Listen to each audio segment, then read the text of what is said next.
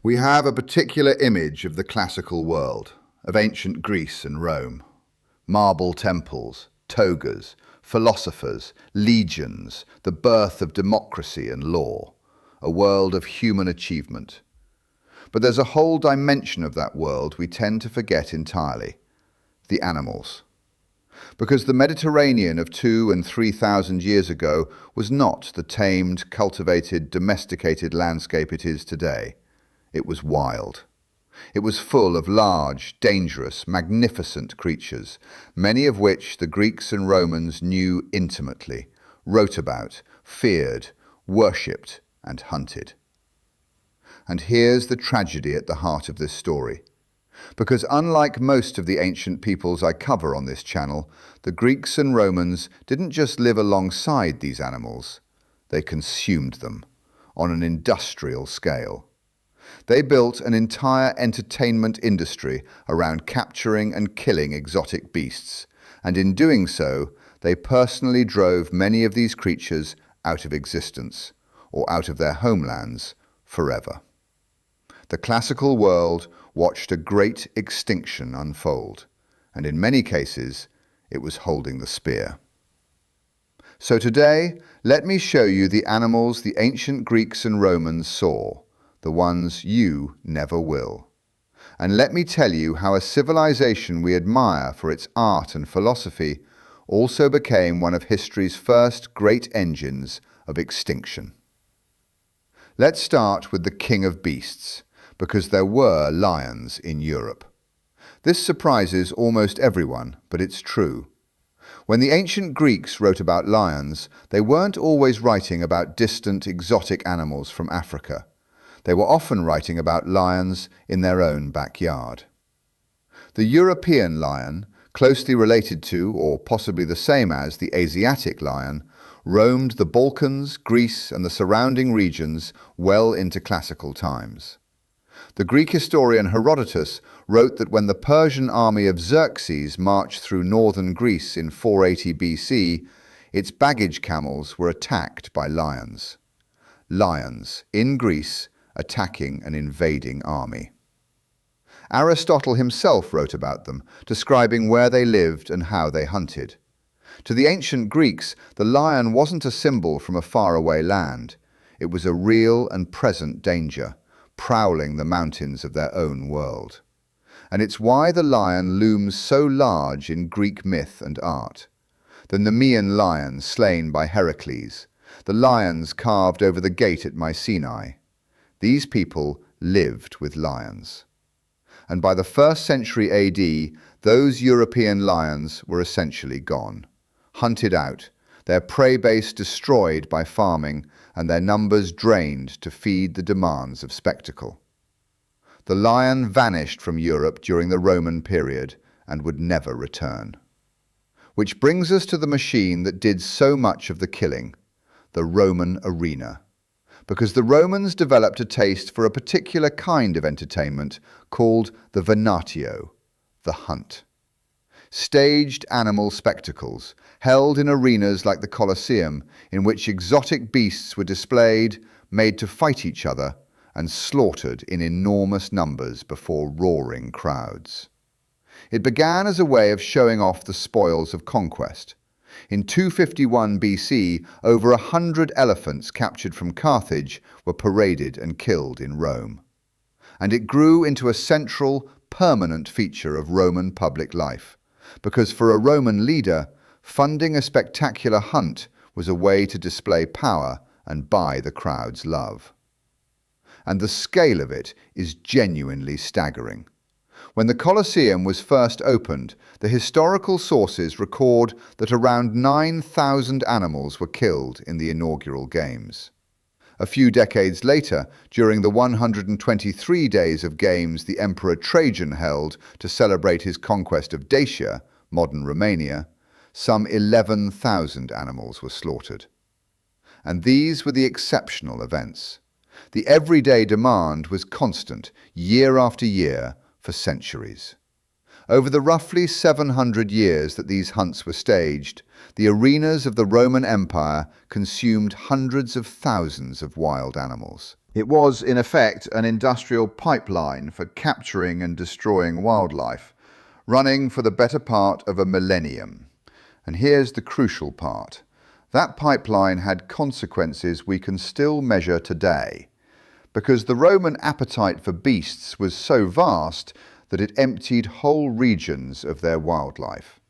Ancient writers themselves noticed it happening, and modern historians point to a devastating list of casualties. So let me introduce you to the animals that machine helped erase. First, the great cats. We've mentioned the European lion, gone entirely. But there was also the Barbary lion, the magnificent North African lion, the males cloaked in huge, dark manes, among the largest lions that ever lived. These were a staple of the arena, shipped to Rome in enormous numbers to fight and to execute condemned prisoners. And the Barbary lion is now extinct. The wild population hunted down over the following centuries, with the last ones vanishing from the mountains of North Africa in the 20th century. The relentless Roman demand was the beginning of that long decline. And there was the tiger. The Romans knew tigers, specifically the Caspian tiger, a huge subspecies that ranged from Turkey eastward. The first tiger displayed in Rome caused a sensation, and after a tiger attack at the Colosseum, the barrier separating the beasts from the crowd had to be raised. The Caspian tiger survived into modern times, but it too is now gone, officially declared extinct in recent decades. Another of the great cats the Romans knew that no longer exists. Then the giants, the North African elephant, a smaller species than the African bush elephant, the same animal Hannibal had marched over the Alps against Rome. The Romans hunted them for the arena and captured them for war, and the North African elephant was driven to complete extinction, gone by around the early medieval period, with Roman demand a significant factor in its disappearance. And the hippopotamus and the crocodile. The Romans imported these from Egypt by the dozen. In one hunt alone, 36 crocodiles were killed. The hippo was hunted out of the lower Nile entirely, gone from the waters where the Egyptians had once feared it. And the wild cattle, the aurochs. Now this one is special because the aurochs was the giant wild ancestor of all modern cattle. A massive, powerful, long-horned beast, far larger and more formidable than any cow alive today, standing up to 6 feet at the shoulder. Julius Caesar himself wrote about them, describing the wild aurochs of the German forests in his account of the Gallic Wars. He said they were nearly the size of elephants, tremendously strong and fast, and that they spared neither man nor beast. The Romans shipped aurochs from northern Europe to fight in the arena, and the aurochs is now globally extinct, hunted and squeezed over the centuries until the very last one died in a forest in Poland in 1627. But the Greeks and the Romans saw them alive, and wrote about them, and pitted them against gladiators. And the list goes on. The Atlas bear, the only bear native to Africa, living in the mountains of North Africa, was hunted heavily for the Roman games and is now extinct. The great auk, a large, flightless, penguin-like seabird of the North Atlantic, was known in the ancient world and is now gone, driven extinct in the 1800s. The Eurasian lynx was wiped out of large parts of its range. Leopards vanished from North Africa. Forest elephants disappeared from regions where they'd once been common. Region by region, species by species, the wild Mediterranean was emptied out.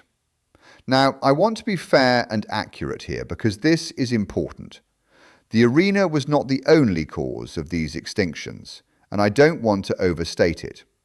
These animals were also under pressure from something quieter but just as deadly: the steady expansion of farming and cities. As the classical world grew, forests were cleared for for olive groves and vineyards and wheat fields. Wetlands were drained, and the wild habitats these animals needed shrank and shrank, and their prey was hunted out from under them. So the true picture is a familiar 1-2 punch. Habitat destruction, slowly starving these populations, and then direct hunting, massively accelerated by the arena's bottomless demand, finishing them off. The venatio didn't act alone, but it was a powerful accelerant, turning a slow decline into a collapse and emptying whole provinces of their most spectacular wildlife. And what I find genuinely striking is that the Romans, in a way, knew. Ancient sources note that certain animals became hard to find, that hunters had to range further and further to supply the games.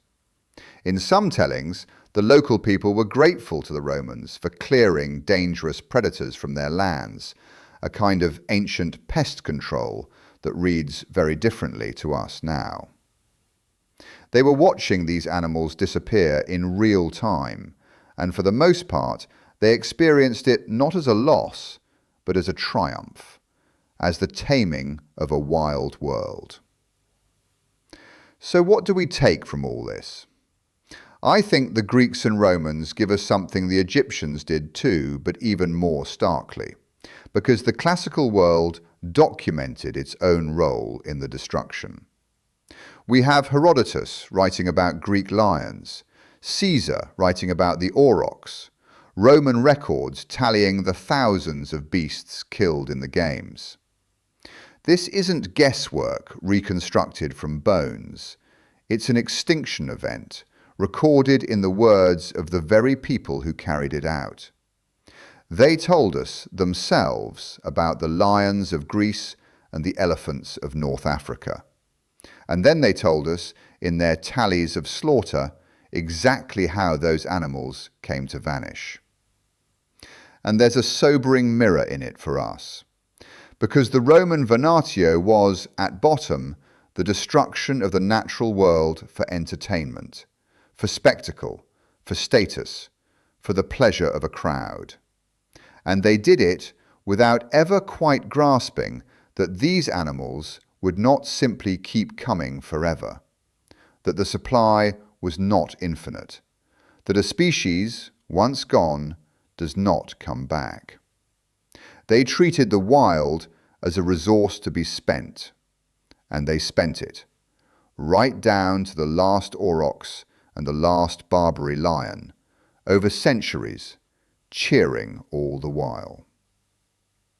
So the next time you picture the glory of Rome, the Colosseum packed with spectators, the marble and the spectacle, picture also what filled that arena. The lions of Greece, the elephants of Carthage, the great wild aurochs of the northern forests.